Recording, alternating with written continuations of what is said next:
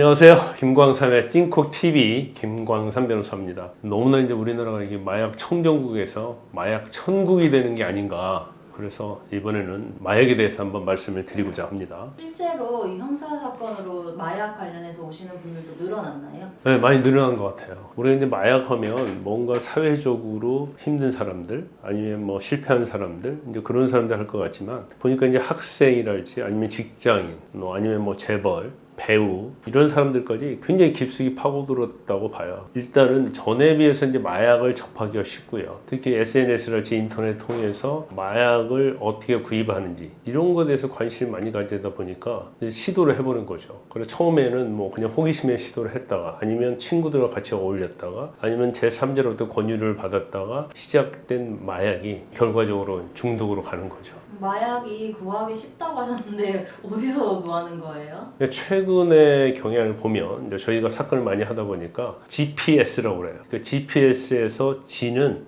글로벌이에요. 언제든지 뭐 미국, 중국, 유럽에서 마약을 구입할 수 있는 거예요. P는 포스트예요. 우편을 통해서 구입하는 사람이 굉장히 많죠. 그러면 그게 관세청에 적발되는 거 아니냐 하는데 밀봉도 잘하고요. 그다음에 워낙 우편으로 들은 게 많기 때문에 관세청에서 이걸 적발하기는 굉장히 어려워요. 또 수사에서 적발하기 어렵죠. 그리고 누구나 SNS랄지 인터넷 통해서 해외에서 구입할 수 있다는 거. 그다음에 가격도 굉장히 싸졌어요. 경우에 따라서는 뭐 10만 원, 20만 원을 송금하고 마약을 받을 수가 있고 그러다 보니까 이제 구하기가 쉬워졌다고 보고요. 마지막으로 S는 이제 SNS예요. 특히 이제 최근에 마약을 구입하는 걸 보면 거의 대부분이 텔레그램이에요. 텔레그램이 굉장히 보안성이 강하고 또 세계적이잖아요. 이제 그러다 보니까 텔레그램을 통해서 마약을 구입하는 경우가 굉장히 많아요. 기존에 해왔던 마약의 구매도 있지만 지금은 상당 많은 부분이 GPS의 트렌드로 가고 있다 이렇게 볼 수 있어요.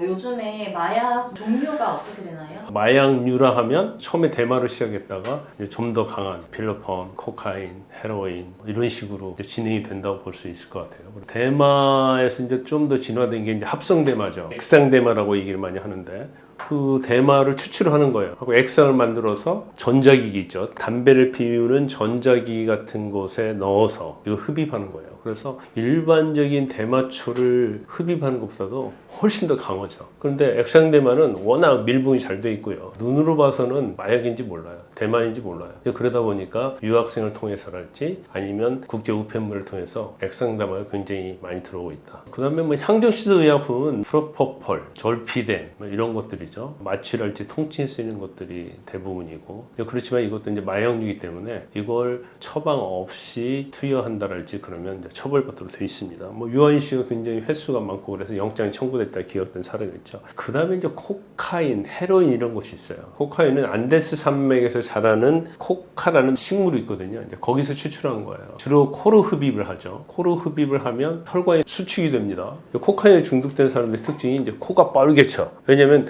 코에 혈관이 축소되어 있기 때문에 이제 코가 뻘개인 거예요. 그러면 모든 혈관을 이제 축소시키는 거예요. 환청이나 환각은 물론이고 이제 심장 발작이랄지 이제 그런 부분이 일어나서 굉장히 위험한 건데 사실 우리나라에서 이제 코카인은 거의 적발된 사례가 없어요. 근데 최근에 이제 좀 늘어나고 있다. 코카인 자체는 넷플릭스랄지 이런 드라마에서 보면 남아메리카, 브라질, 멕시코, 콜롬비아, 베네수엘라 이런 데에서는 엄청나게 일반화되어 있거든요. 그래서 거기에 카르텔이 형성되어 있어요. 그 카르텔의 보스가 한 주를 갖다가 막 지배를 해요. 정부에 어떤 힘이 미치지 않아요. 그 정도로 코카인이 발달되어 있고 이제 일반화되어 있는데 그것이 이제 미국으로 건너가고 세계에 퍼지다 보니까 코카인이 상당히 향후에도 세계적으로 널리 퍼질 것 같다, 유통될 것 같다는 생각이 들어요. 그 다음에 헤로인인데 헤로인은 이제 양귀비에서 추출한 거거든요. 헤로인은 뭐예요? 영웅이란 말이잖아요. 처음에 약으로 통용됐는데 결국은 중독성, 해악 이런 것 때문에 이제 마약으로 분류가 됐고 먹어서 또는 이제 코로 흡입한다랄지 이제 그런 방식도 이제 가능하고요. 그 다음에 이제 가장 많이 한국에서 유통됐던 것 중에 하나가 이제 필로폰이잖아요. 근데 이제 필로폰이 흰가루고 무색 결정이거든요. 그래서 이 상품명 필로폰의 의미가 노동을 사랑한다는 의미예요. 굉장히 아이러니컬하죠. 그 이유가 뭐냐면 노동을 하려면 오랜 시간 해야 돼요. 날 새면서 해야 하는데 이 필로폰을 먹으면 잠이 오지 않는다는 거죠. 그러다 보니까 도박을 한다랄지 그런 사람들이 필로폰을 복용하면서 잠을 쫓으면서 복용하는 경우가 있죠. 그 다음에 LSD라는 게 있는데 LSD는 전에 제가 영화를 한번 봤는데 미국에서 이제 대학생들이 사실 마약을 굉장히 많이 하거든요. LSD는 코카인 한 100배, 필로폰의 300배 정도 강하다고 그래요. 이게 너무나 강하니까 어떤 양을 초과하게 되면 사망할 수 있거든요. 그러니까 우표 크기에다 거기다 바르는 거예요. 그러면 그 바른 양의 이상은 흡입할 수 없잖아요. 그걸